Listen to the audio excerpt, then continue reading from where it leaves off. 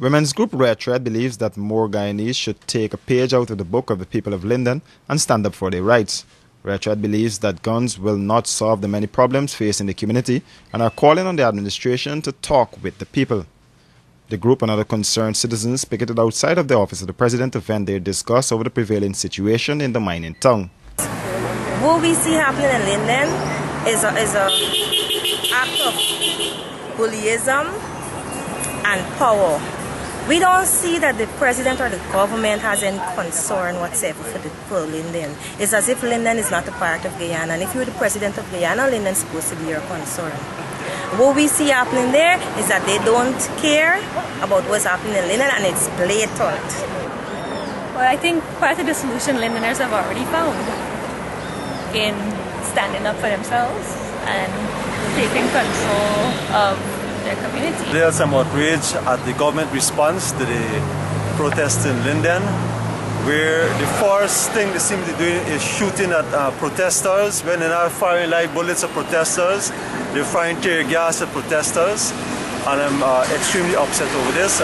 APNU Executive Member David Hines said that it is clear in his mind that the government is trying to turn Linden into a police state, while social activist Freddie Kissoon believes that other parts of the country should come out in total solidarity with Linden. Well, clearly the events over the last week has resulted in what we must call an escalation of the force used against the people of Linden.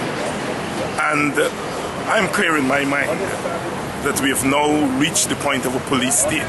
It's a full-fledged police state.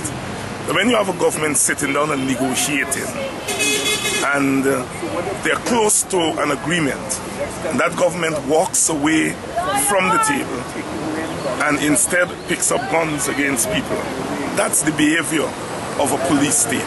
After the deliberate seizure of the town early Sunday morning, we in Georgetown and the rest of Guyana should have come out in our numbers and widen the dream of freedom of the Lindeners.